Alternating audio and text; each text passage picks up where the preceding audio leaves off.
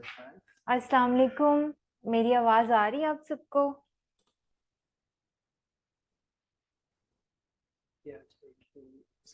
Message करके बता दें। अच्छा, ठीक है। तो मुझे अभी सरवकार ने बताया है कि क्रिमिनोलॉजी अभी आपने बिल्कुल भी स्टार्ट नहीं की, आप लोगों को कुछ भी आइडिया नहीं है क्रिमिनोलॉजी के बारे में। तो लॉ का एक कपल ऑफ सब्जेक्ट्स एफपीएससी ने प्रोवाइड किए हुए हैं, जिसमें से एक क्रिमिनोलॉजी है, इंटरनेशनल लॉ है, कॉन्स्टिट्यूशनल लॉ है, ठीक है। और भी चंद एक लॉ से रिलेटेड सब्जेक्ट्स हैं। आई गेस फिलोसफी भी इसी ग्रुप में आता है। तो इस ग्रुप में से क्रिमिनोलॉजी का सब्जेक्ट जो है, it is the highest scoring subject. इसमें आप एज मच एज 75 मार्क्स आप इजीली इसमें स्कोर कर सकते हैं। मेरी जो फर्स्ट अटेम्प्ट थी उसमें मेरे क्रिमिनोलॉजी में सिर्फ 48 मार्क्स थे, और मैंने जब अगले ही साल मैंने सेकेंड अटेम्प्ट दी तो उसमें मेरे मार्क्स 73 थे। और मैंने सिर्फ एक महीना लगाया जब दोबारा मैंने अटेम्प्ट दी क्रिमिनोलॉजी को। तो वो जो स्ट्रेटजीज मैंने अडॉप्ट की थी कि किस तरह से एक महीने के अंदर दोबारा से तैयारी करके इतने एक आप समझ लें कि 45 मार्क्स का डिफरेंस आप एडिशनल आप क्रिएट कर सकते हैं। इसके अलावा आपकी पोजीशन भी इम्प्रूव होती है। आप ऑप्शनल सब्जेक्ट में कोशिश करें ज्यादा से ज्यादा मार्क्स लें, और क्रिमिनोलॉजी है उसमें एक बहुत अच्छी ऑप्शन है। तो स्ट्रेटजीज की बात करते हैं। टोटल 7 स्ट्रेटजीज मैंने यहाँ पे मेंशन की हुई है। अच्छा, क्रिमिनोलॉजी जो है ना, बेसिकली ये कॉम्बिनेशन है दो सब्जेक्ट्स का। इसमें आप क्रिमिनल लॉ भी देखते हैं और साथ साथ आप सोशियोलॉजी भी देखते हैं, जो कि क्राइम और सोसाइटी से रिलेटेड जो सोशियोलॉजिकल थ्योरीज हैं वो भी आपने देखनी है। तो लॉ प्लस सोशियोलॉजी, इन दोनों के कॉम्बिनेशन को हम क्रिमिनोलॉजी कहते हैं। तो अब इन दोनों का कॉम्बिनेशन क्रिमिनोलॉजी बनाता है। तो अगर आप इनमें से एक भी एलिमेंट अपने आंसर्स में मिस करते हैं तो आपके मार्क्स नहीं आएंगे। तो पहली जो स्ट्रेटजी है, जो कि आपकी first priority during your preparation होनी चाहिए, वो है रेफरेंस ऑफ लॉ। लॉ का रेफरेंस आप जितना ज्यादा दे सकते हैं उतना ज्यादा आपने अपने आंसर्स में देना है। अब लॉ के कौन से सोर्सेज हैं जो आप कंसल्ट कर सकते हैं? सबसे पहले तो एक कॉन्स्टिट्यूशन, जो कि सुप्रीम लॉ है। उसमें जो हमारे रेलिवेंट आर्टिकल्स हैं, फॉर एग्जाम्पल जो फंडामेंटल राइट्स हैं वो आप मेंशन कर सकते हैं। जो जुडिशरी का स्ट्रक्चर है, हाई कोर्ट का, सुप्रीम कोर्ट का, उनकी जो जुरिस्डिक्शंस हैं उनके रेलिवेंट आर्टिकल्स भी आप देख सकते हैं। उसके बाद पीपीसी यानी पाकिस्तान पीनल कोड, ये एक मजमुआ है। इसमें हमारे सारे जो क्रिमिनल ऑफेंसेस हैं वो मेंशन किए गए हैं। उसमें जो इम्पोर्टेंट सेक्शंस हैं, जो इम्पोर्टेंट क्राइम्स हैं, वो आप याद कर सकते हैं। फॉर एग्जांपल सेक्शन 302 जो कत्ल से रिलेटेड है। इस तरह से आप जो आपको लगता है कि आप इजीली याद कर सकते हैं, जितने ज्यादा वो आप करें और फिर उनको आप एग्जाम्पल्स में कोट कर सकते हैं। पीपीसी एक जनरल लॉ है। इसके अलावा हमारे पास कुछ स्पेशल क्रिमिनल लॉज हैं, उनके नाम और उनके कुछ सेक्शंस आपको पता होने चाहिए। For example anti terrorism act, ठीक है। इसके अलावा पीका है, इलेक्ट्रॉनिक क्राइम से रिलेटेड लॉ है। इसी तरह हमारे पास CNS control of narcotic substances act है। ये इतने टफ नहीं है, आपको शायद सुनने में मुश्किल लग रहा हो, लेकिन जब आप तैयारी करेंगे, इनको आप नोट्स बनाएंगे तो ये कोई इसमें मुश्किल की बात नहीं है। लॉ बहुत ही आसान सब्जेक्ट होता है। इसके बाद सीआरपीसी। सीआरपीसी हमारा क्रिमिनल प्रोसीजर कोड है। इसमें भी कुछ सेक्शंस आप देख सकते हैं जो कि इम्पोर्टेंट है। फॉर एग्जांपल जो पुलिस की पावर्स हैं, ठीक है। इसके अलावा जो मजिस्ट्रेट्स की पावर हैं, जो सेशन कोर्ट्स की पावर हैं, जो बेल है, इस तरह से जो सीधा सीधा सेक्शंस हैं, इसमें से आप वो पिक करके उनका रेफरेंसेस आप कोट कर सकते हैं। तो आपके मार्क्स जो हैं वो बहुत ज्यादा अच्छे आएंगे। क्यूएसओ कानूनी शहादत ऑर्डर, इसके चंद आर्टिकल्स आप देख लें कि एविडेंस क्या होता है, ठीक है। विटनेसेस की कॉम्पिटेंसी क्या होती है, और टॉर्चर से रिलेटेड कुछ आर्टिकल्स इसमें मौजूद हैं, वो भी आप इसमें देख सकते हैं, वो आप याद कर सकते हैं। पुलिस ऑर्डर 2002, ये बहुत इंपॉर्टेंट है। इसमें आप पुलिस के जो फंक्शंस हैं उससे रिलेटेड आर्टिकल आप जरूर देखें। पुलिस रूल्स 1934, इसके भी चंद सेक्शन रूल्स हैं जो पुलिस की पावर्स को बताते हैं, खासकर जो पुलिस की पावर्स रिगार्डिंग इन्वेस्टिगेशन है उसके आप रेलिवेंट रूल्स और रेलिवेंट सब रूल्स आप जरूर देखें। अगर आप सेक्शन और आर्टिकल्स के नंबर याद कर सकते हैं फिर तो बहुत अच्छी बात है, लेकिन अगर आपको नंबर नहीं भी याद होते तो एटलीस्ट उन सेक्शंस का जो मीनिंग है वो आपको पता होना चाहिए ताकि आप उसको बता सकें। ये हमारी फर्स्ट स्ट्रेटेजी थी, और ये आप स्ट्रेटेजी के तौर पे आप इसको देखें, और प्लस आप ये भी देखें कि ये एक कंपलसरी एलिमेंट है क्रिमिनोलॉजी में, इसके बगैर क्रिमिनोलॉजी में मार्क्स नहीं आते। सेकेंड स्ट्रेटेजी है reference to Pakistan journal of criminology research articles. इसका लिंक आपको प्रोवाइड मैं करवा देती हूँ सर से कह के। पाकिस्तान जर्नल ऑफ क्रिमिनोलॉजी वो वाहिद वेब एक जर्नल है क्रिमिनोलॉजी का पाकिस्तान में जो रिसर्च बेस्ड आर्टिकल्स पब्लिश करता है। ये पब्लिकली एक्सेसिबल है, यहाँ से आपके टॉपिक्स से रिलेटेड जो आर्टिकल्स हैं आपने सिर्फ वो रीड करने हैं। इस अगर आप कहेंगे तो इनके भी जो आर्टिकल्स जो अच्छे आर्टिकल्स हैं और जो हमारे कोर्स आउटलाइन से रिलेटेड आर्टिकल्स हैं उनका एक सेट मैंने एक बनाया हुआ है सॉफ्ट में, तो वो भी मैं आपको एक्सेसिबल करवा दूंगी सर से कह के। इसमें पेरोल से रिलेटेड, प्रोबेशन से रिलेटेड, और जो जुवेनाइल डेलिंक्वेंसी है पाकिस्तान में उससे रिलेटेड, और प्रिजन से रिलेटेड, और पनिशमेंट से रिलेटेड मल्टीपल जो सिनेरियोज हैं पाकिस्तान में वो इसमें डिस्कस किए जाते हैं। पाकिस्तान जर्नल ऑफ क्रिमिनोलॉजी के अलावा जो अदर सोर्सेज हैं डेटा के, for example world justice project की कोई रिपोर्ट है उसका रेफरेंस आप जरूर दें। जो ऑथेंटिक सोर्सेज है ना कोई भी, और जो ऑथेंटिक न्यूज़पेपर है उनके भी अगर आप सोर्सेज देते हैं, कोई डेटा आप प्रोवाइड करते हैं, तो वो एक प्लस पॉइंट है, आपके वो आंसर की वैलिडिटी को इंक्रीज कर देगा। अच्छा, तीसरे नंबर पे जिस चीज का आपने ख्याल रखना है वो क्रिमिनोलॉजी की थ्योरीज का।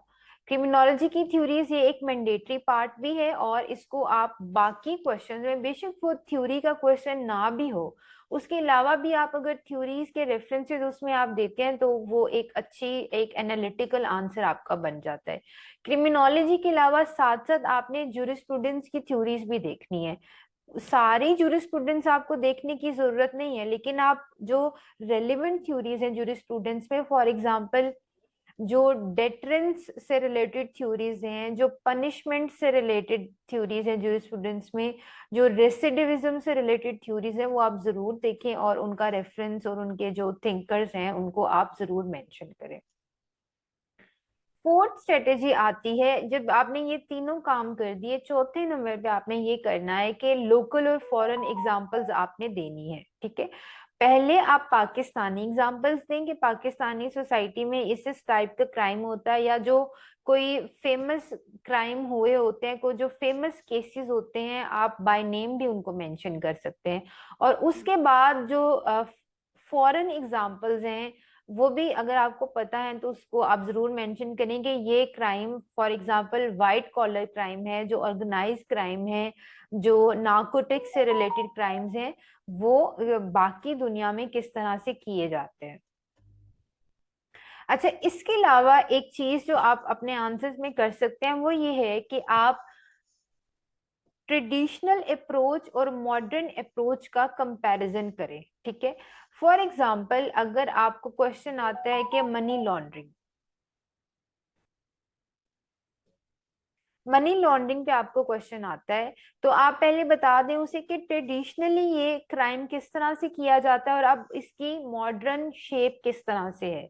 इसी तरह अगर आपको इन्वेस्टिगेशन पे आता है, टेक्निक्स ऑफ इन्वेस्टिगेशन पे क्वेश्चन आया है, तो आप उसकी ट्रेडिशनल आप अप्रोच बता देंगे, ट्रेडिशनली इन्वेस्टिगेशन कैसे की जाती थी और अब मॉडर्न जो टेक्नोलॉजीज हैं वो किस तरह से यूज की जा रही है। तो इनका कंपैरिजन आप बेशक आप टेबल की फॉर्म में दें, बेशक आप पैराग्राफ्स की फॉर्म में दें, लेकिन कंपैरेटिव एनालिसिस अगर आपको पता है और वो आंसर में फिट इन हो रहा है तो आप उसको जरूर दें।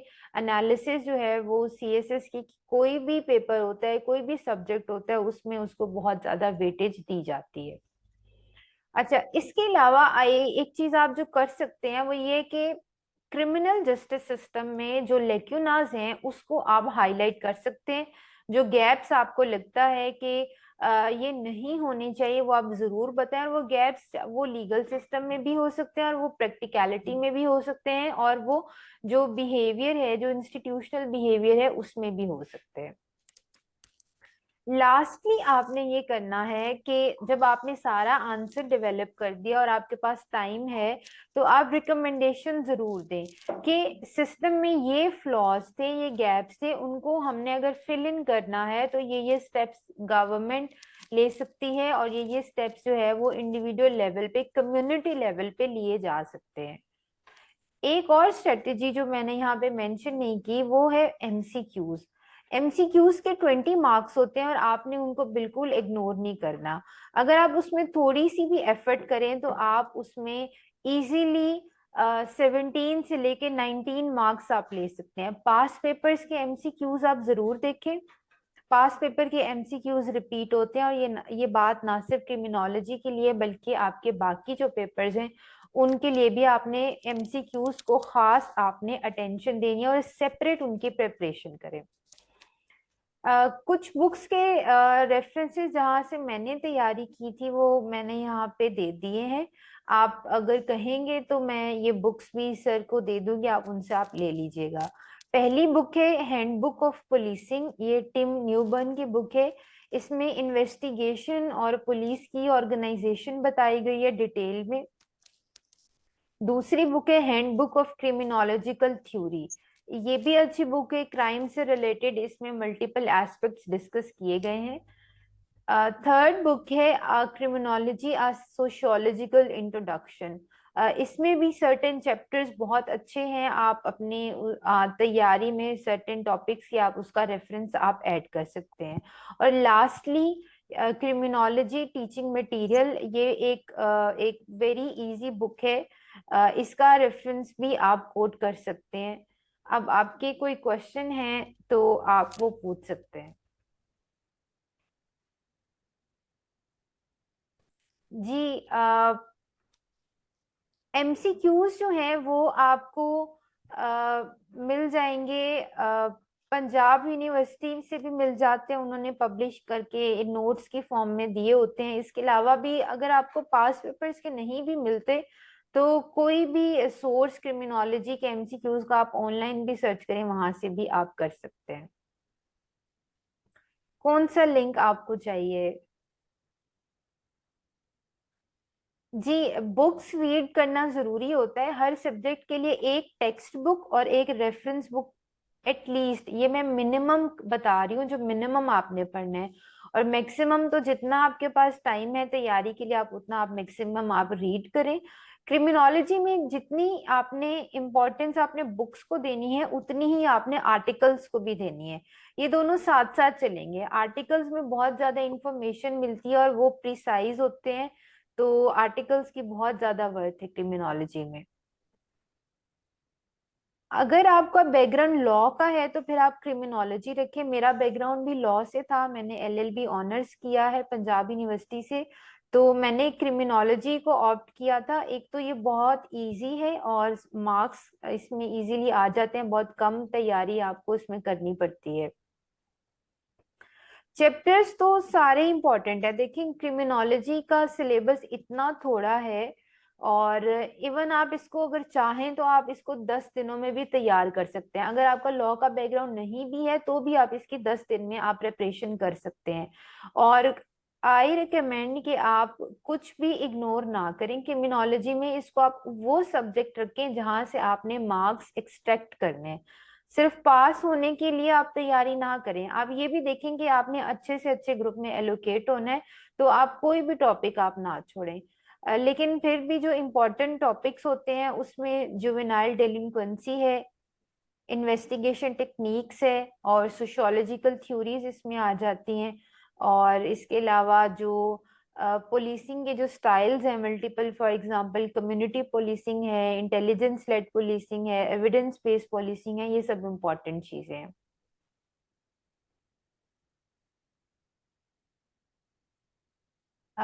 पाकिस्तान जर्नल ऑफ क्रिमिनोलॉजी के पुराने आर्टिकल्स, जी आप बिल्कुल कर सकते हैं।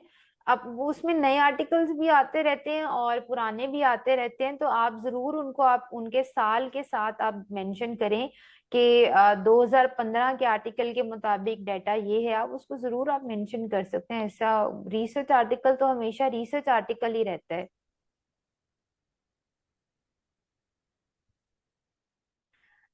हिस्ट्री जो है वो आप देख लें, उसमें मेरी इतनी एक्सपर्टीज नहीं है। हिस्ट्री के सारे ही सब्जेक्ट्स अच्छे होते हैं, लेकिन यूएस हिस्ट्री जो है और यूरोपियन हिस्ट्री जो है, इनकी डायमेंशन थोड़ी डिफरेंट है। ये आपके अपने टेस्ट पे है कि आपको किस चीज में इंटरेस्ट है। अब मेरे क्रिमिनोलॉजी के पेपर तो हैं मेरे पास, लेकिन मैं वो आपको नहीं शेयर करूंगी क्योंकि मैं नहीं चाहती आप उसको स्टैंडर्ड बना के चलें। मैंने जब वो पेपर्स अटेम्प्ट किए थे तब मैं भी आपकी तरह थी, इतनी प्रोफिशिएंसी नहीं थी, तो उसको आप स्टैंडर्ड ना बनाएं। हाँ अलबत्ता, जो अगर आप अटेम्प्ट करते हैं, अपने कोई भी आंसर अटेम्प्ट करते हैं, तो उनको जरूर आप इवेल्युएट करवा लिया करें, जो भी आपका इंस्ट्रक्टर होता है। इवेल्युएशन में आपकी मिस्टेक्स निकल आती हैं। इम्पॉर्टेंट एरियाज जो है ना, उसमें नंबर वन तो आपका आ जाता है एमसीक्यूज, ठीक है। और दूसरे नंबर पे ये आता है कि आपने 4 के 4 लॉन्ग लॉन्ग क्वेश्चन आप अटेम्प्ट करें और उनको इक्वल टाइम आप एलोकेट करें। ये दोनों चीजें इंपॉर्टेंट है। अगर डायरेक्टली थ्योरी से रिलेटेड आता है तो पहले उसके आप मेन थिंकर्स बताएं कि वो थ्योरी जो है वो कौन से थिंकर्स ने प्रेजेंट की। 2-3 थिंकर्स जितने आपको पता है उनका आप एक एक पैराग्राफ लिखेंगे, इसके नजदीक ये थ्योरी इस तरह से है। उसके बाद आप उसकी डेप्थ में आप जाएं, मेन बॉडी में, और लास्ट में आप उसको लिंक करें एग्जाम्पल्स के साथ। उसमें आप पाकिस्तानी एग्जाम्पल्स दें, फॉरेन एग्जाम्पल्स दें, और फिर आप अगर लॉ का रेफरेंस उसमें कोई बनता है वो भी आप ऐड करें। और उसके बाद रिकमेंडेशंस अगर आप देना चाहें कि किस तरह इस थ्योरी को बेस बना के क्रिमिनल जस्टिस सिस्टम को इम्प्रूव किया जा सकता है, वो भी आप बता सकते हैं। आप शॉर्ट नोट्स बनाएं, क्योंकि आपके जो एग्जाम्स होते हैं उसमें कोई छुट्टी नहीं होती, तो रिवीजन में आसानी होती है। शॉर्ट नोट्स ही बनाएं आप। एप्लीकेशन थ्योरीज की इसी तरह से होती है कि आपको कोई केस पता है और उसको आप रिलेट करते हैं थ्योरी से रिलेटेड, के थ्योरी ने ये बात कही है और केस में इस तरह से हुआ है। I think that is enough. तो बाकी जो क्वेश्चन है वो आप मुझे कन्वे कर दीजिएगा, तो मैं उसके आंसर्स दे दूंगी। Thank you.